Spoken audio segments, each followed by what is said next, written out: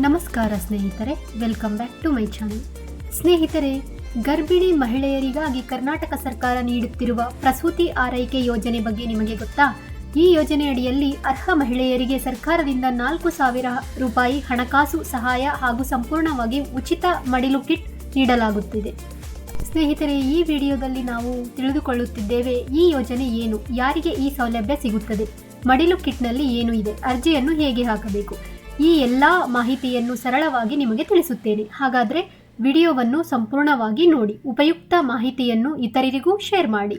ಸ್ನೇಹಿತರೆ, ಬಡತನದಿಂದಾಗಿ ಅನೇಕ ಗರ್ಭಿಣಿಯರು ಪೌಷ್ಟಿಕ ಆಹಾರ ಸೇವಿಸುವುದಿಲ್ಲ. ಇದರಿಂದ ಹುಟ್ಟುವ ಮಗು ಅನಾರೋಗ್ಯಕ್ಕೆ ತುತ್ತಾಗಬಾರದು ಎಂದು ಕರ್ನಾಟಕ ಸರ್ಕಾರ ಪ್ರಸೂತಿ ಆರೈಕೆ ಎಂಬ ಮಹತ್ವದ ಯೋಜನೆ ಜಾರಿಗೆ ತಂದಿದೆ.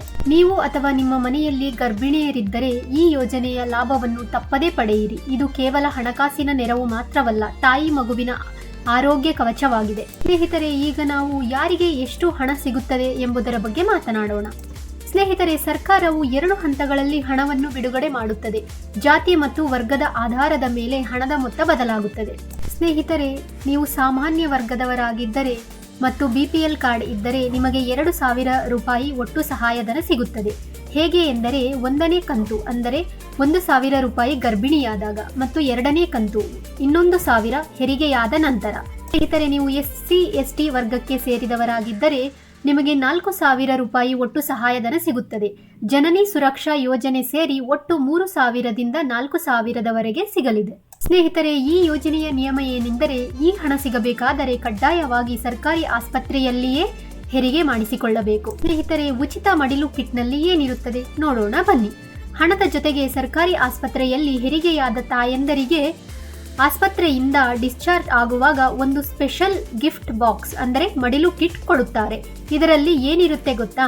ಮಗುವಿನ ಬಟ್ಟೆಗಳು, ಬೇಬಿ ಆಯಿಲ್, ಸೋಪ್, ಪೌಡರ್, ಸೊಳ್ಳೆ ಪರದೆ, ತಾಯಿಗೆ ಬೇಕಾದ ಅಗತ್ಯ ವಸ್ತುಗಳು, ಇದೆಲ್ಲ ಸಂಪೂರ್ಣವಾಗಿ ಉಚಿತವಾಗಿ ಸಿಗುತ್ತದೆ. ಸ್ನೇಹಿತರೆ, ಈ ಯೋಜನೆಯನ್ನು ಪಡೆಯಲು ನಿಮಗೆ 3 ಅರ್ಹತೆಗಳು ಕಡ್ಡಾಯವಾಗಿ ಇರಬೇಕು. ಅದು ಏನು? ನೀವು ಕರ್ನಾಟಕದ ಕಾಯಂ ನಿವಾಸಿಯಾಗಿರಬೇಕು, ಕೈಯಲ್ಲಿ BPL ರೇಷನ್ ಕಾರ್ಡ್ ಇರಬೇಕು ಅಥವಾ SC ST ಪ್ರಮಾಣ ಪತ್ರ. ಇದು ಮೊದಲ 2 ಜೀವಂತ ಹೆರಿಗೆಗಳಿಗೆ ಮಾತ್ರ ಅನ್ವಯ. ಗರಿಷ್ಠ 2 ಮಕ್ಕಳಾಗಿರಬೇಕು. ಸ್ನೇಹಿತರೆ, ಅರ್ಜಿ ಸಲ್ಲಿಸುವುದು ಹೇಗೆ ನೋಡೋಣ ಬನ್ನಿ. ಇದೆಲ್ಲ ಸಿಂಪಲ್ ಸ್ಟೆಪ್ಸ್ ಆಗಿರುತ್ತೆ. ಸ್ನೇಹಿತರೆ, ಇದಕ್ಕೆ ಆನ್ಲೈನ್ ಸೆಂಟರ್ಗೆ ಹೋಗುವ ಅವಶ್ಯಕತೆ ಇಲ್ಲ. ಪ್ರಕ್ರಿಯೆ ತುಂಬಾ ಸರಳವಾಗಿದೆ. ಮೊದಲನೇದಾಗಿ, ಗರ್ಭಿಣಿಯಾದ ತಕ್ಷಣ ನಿಮ್ಮ ಊರಿನ ಅಂಗನವಾಡಿ ಅಥವಾ ಆಶಾ ಕಾರ್ಯಕರ್ತೆಯನ್ನು ಸಂಪರ್ಕಿಸಿ. 2ನೇದಾಗಿ, ಅವರು ನಿಮಗೆ ತಾಯಿ ಕಾರ್ಡ್ ಮಾಡಿಕೊಡುತ್ತಾರೆ. 3ನೇದಾಗಿ, ನಿಮ್ಮ ಬ್ಯಾಂಕ್ ಖಾತೆ ಮತ್ತು ಆಧಾರ್ ವಿವರಗಳನ್ನು ಅವರಿಗೆ ಕೊಡಿ. ಇನ್ನು ಕೊನೆಯದಾಗಿ, ನಿಯಮಿತವಾಗಿ ಸರ್ಕಾರಿ ಆಸ್ಪತ್ರೆಯಲ್ಲಿ ಚೆಕಪ್ ಮಾಡಿಸಿಕೊಳ್ಳಿ.